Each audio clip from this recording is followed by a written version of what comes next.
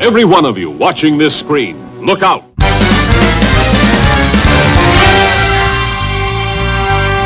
Anything can happen in the next half hour.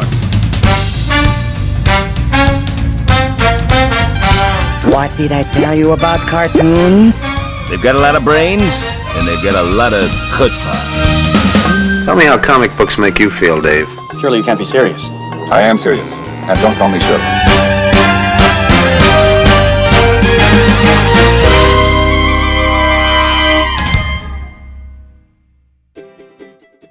Hi, I'm Jim Bridges and I'm the president of the Australian Cartoon Museum, and we're here today at George Haddon's place to get an insight on the process of drawing and putting a bit of colour into your drawing.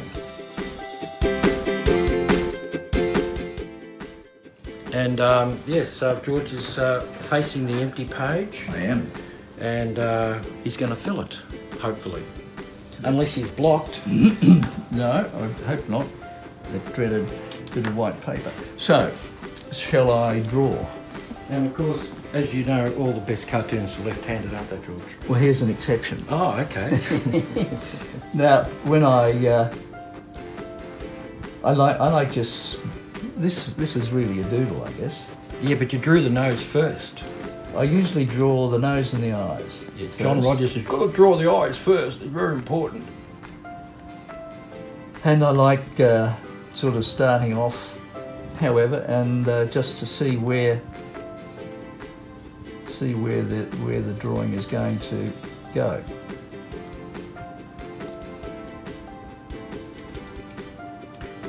Yeah, so when you say see where the drawing is to go, there's always a bit of elasticity in what you're actually going to do. Yeah. I like. Oh well. Normally I'm working to a script if I'm doing an illustration for a magazine or something. But they never tie you down that much, do they? That you know they tell you. Well, it's got to be to the brief, to the topic. There was a little drawing there a minute ago that I was working on, and that was for what was it, for a food? No, a health thing that. It's a very loose figure. Mm. Did you take a long time to get to drawing loose figures, or you've always done them? I've always tried to do them.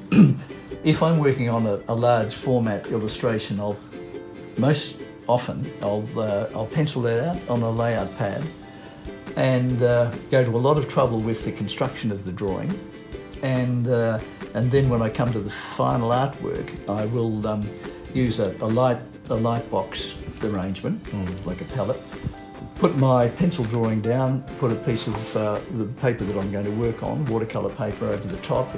Turn it on, it becomes transparent, and I loosen the drawing up as I'm drawing. Because I know that the original drawing is underneath. If I muck it up, I can keep going. It's already funny. That's good. Instantly funny. That's good. Well, I like funny shapes, and then I would add some beloved. I love watercolor. I just love working in watercolor. I don't like necessarily pretty pictures, like landscapes and things like that. I love the art involved in it. Well, it's pretty. It's pretty hard, isn't it? Because it's one of the hardest mediums you can work in, I believe. I always keep under here. I've got all that sample paper just to try out. So I'll put a bit of watercolor in this. I know you're interested in certain artists like Topolsky and Ronald Searle. Paul Hogarth. Yeah, Paul Hogarth. Yeah, well, all those guys had pretty loose lines, didn't they? Except I noticed you got Gilray in there as well. Yeah. He was great cartoon. Yes, well, this been gee, keep banging that. That's good for the soundtrack. Oh, what I should have done and what I try to remember to do, because I'm not working in colour every day. Oh, you have to Sweeten soften. them. Okay. Yeah, because this stuff turns to concrete just about after a while. So I every day, if I can think of it, I'll give it a squirt. So some people go out and squirt their plants, you squirt your paints. I do. Maxine takes care of the plant squirting. She's really good squirting. Okay. And you just buy your watercolours in tubes and just stick them in there? Yes, squeeze them into there. Yeah. Pretty simple. Yeah. And you have a lid on them. Of course.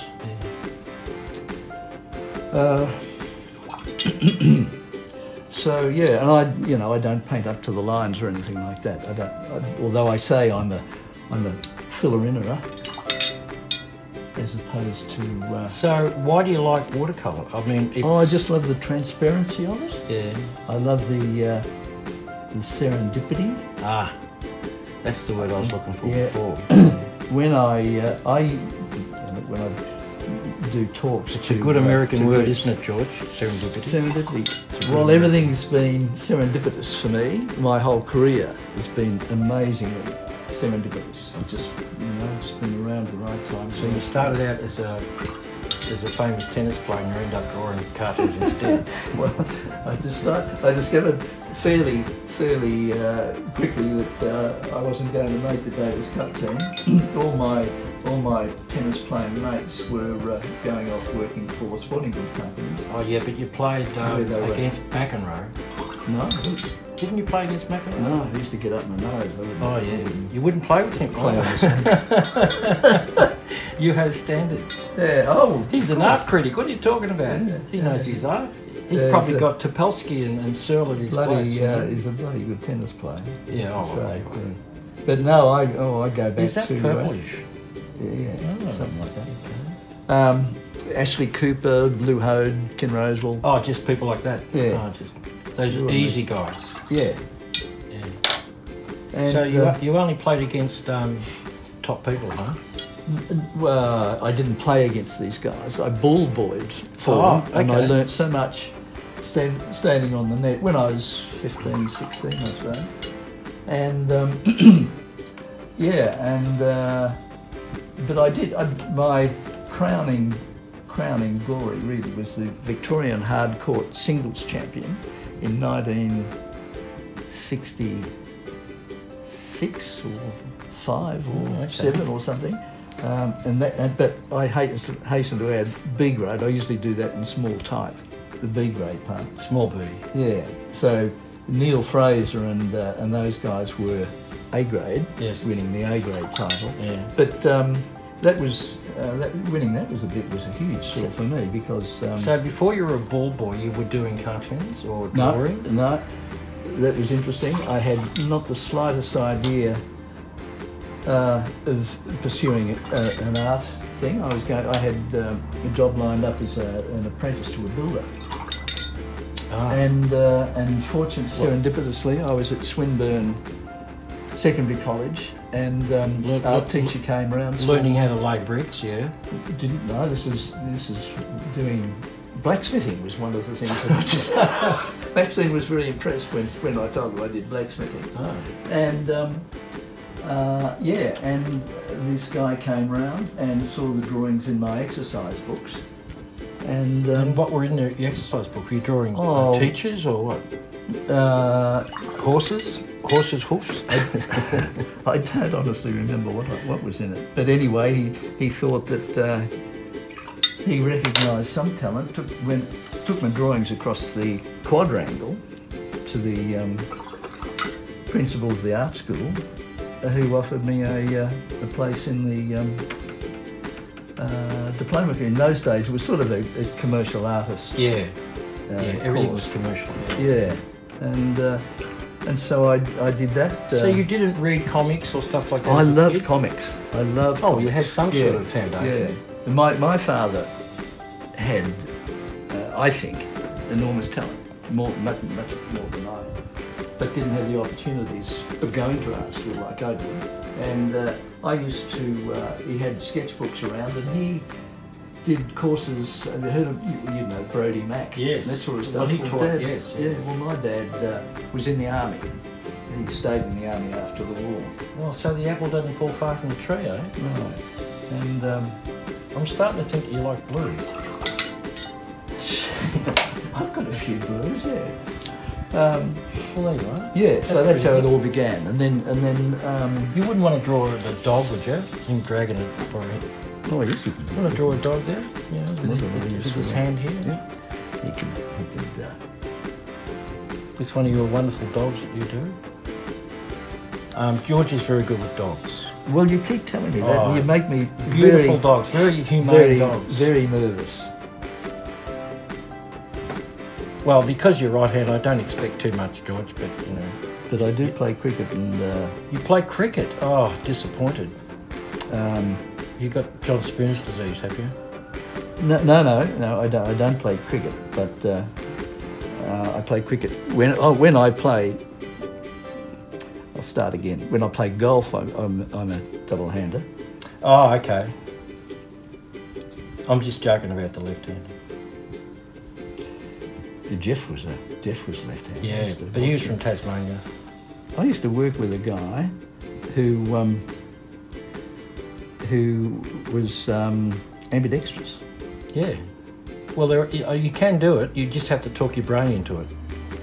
I mean, when I weed, I can pull cooch with one hand and ordinary grass with the other, and they're just totally different processes. The dog's great already. It's very funny. I love its foot.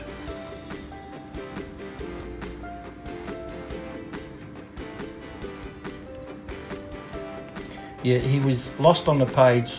He needed that dog. Yeah, bit of tension there. You've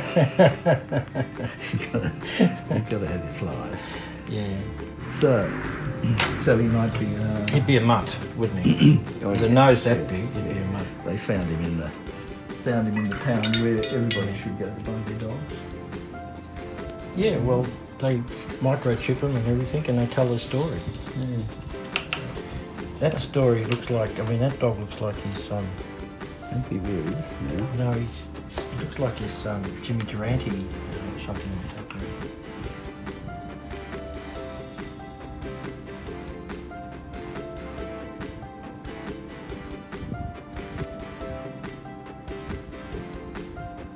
Well, I love watercolour because you can push it around a bit. And you don't know where it's going.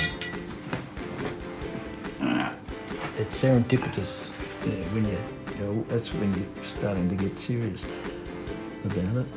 Some watercolour paper, the rougher stuff, you can certainly push around, but I like it when, I love it when the paint dries and you get, watercolour purists call it, what do they call it, cabbages or cauliflowers, I think. And people tend to, non-watercolourists tend to call it mistakes, but I call it serendipity. Oh, okay, yeah. It keeps popping up. You obviously like to work quick and grab the moment. I do like to work quick. I like sketching. And therefore, travelling. Therefore, watercolour suits that, doesn't it? Because, I mean, have you ever done something where you had to really precise work on it and spend that many hours on it? Is that against the grain with you? No, because I'm probably enjoying the process. Okay. But getting back to the way I work with this light box, it gets pretty terrifying when it terrifies me when I spend a lot of time. There's a story here, George. What's the story?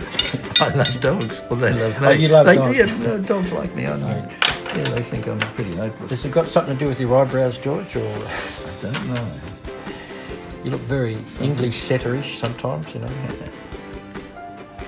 Well, that's not bad, George. And of course the thing with watercolour is when I first was asked to do this Royal Auto stuff, which meant travelling and drawing into the country, and I thought, oh, bloody hell, you know, greens. Yeah. But I love greens and the you know, sort of constructing a green from different different colours. Like Apparently, green is God's favourite colour. Apparently. Is that right? Oh, I've been told. I've been told by Jesuits. They told me that. So you can get fabulous greens. Ah, that's lovely. Yeah, and if you're doing a row, you know, sort of a panorama of trees or something, you can get all your browns and your blues out, and I love dropping some autumn colours in, probably not red, but so, no, I just enjoy. So when the pens came in, you grabbed them straight away. You sort of got away from the dip in ink. The dip pen. Well, look, I still use the dip pens. Yep. I love the old What's a fountain pen? The old fountain pen. Yeah. Because they had a round. Yes. Like that, really. Yes. And an even width or line. Pardon me. But I have trouble with. I might be able to demonstrate it. I have trouble with inks because these things. Well, you can't find them anymore for a start. That's Winsor and Newton. It's Butte Black. We're just doing an ad. We're doing an ad here, Winsor and Newton. Once you, well, they won't know what I'm about. I like the way you slip that in there, George. Once you take the lid off a Winsor and Newton thing, you've got to remember to put the lid back on, which I never do. Oh. But I like the line of a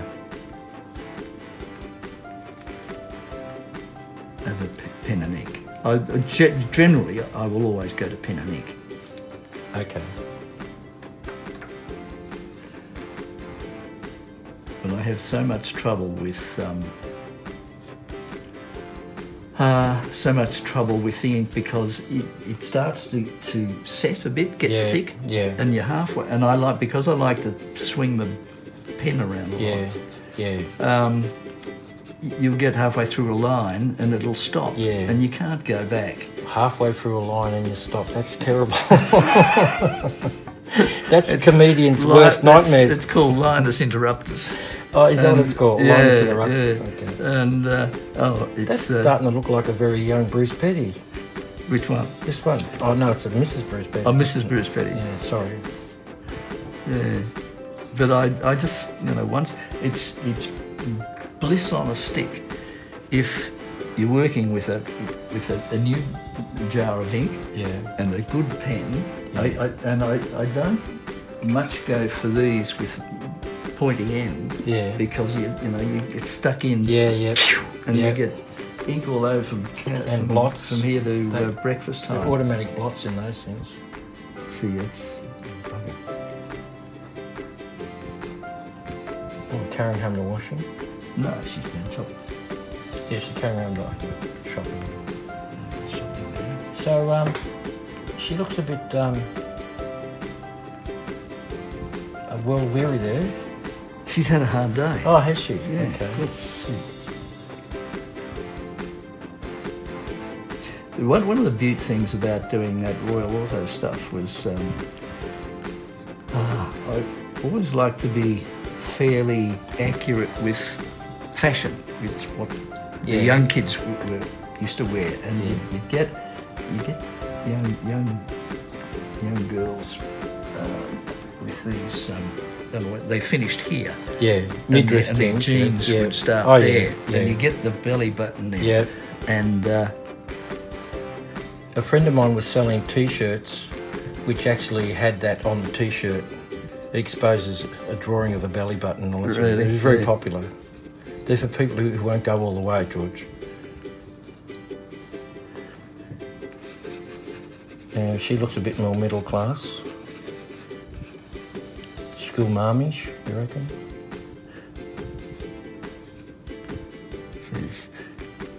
It's a wonder you haven't done more kids' books or illustration books.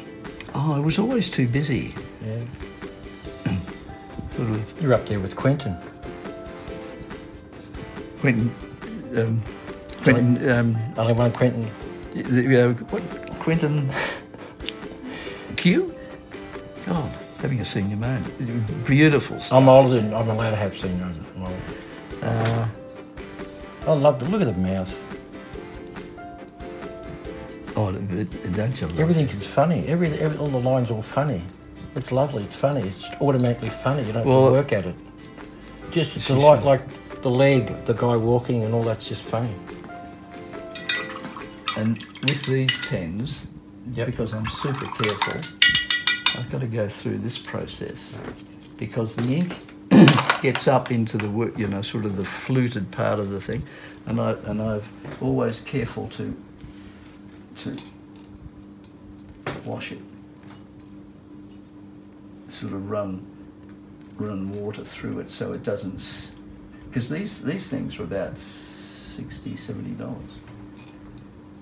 But I'd go back to the Butte old fountain pens any day. But I have those sorts of things. That's one. Yeah. But then, you know, after a while, Vane uses one of those, doesn't he? Does he? Yeah, he uses a fountain pen. You see all that fine herringbone stuff in there, like fish and stuff. The Winsor & Newton ink gets in there and dries up, and clogs it. It's a shame, but you know, as I say, it's bliss on a stick if you've got a nice pen and the ink's flowing. Yeah. And I just love the line. That's great. Just love what you get. You've got a beautiful, very fun, instantly funny line. It's beautiful. It's hilarious, isn't it?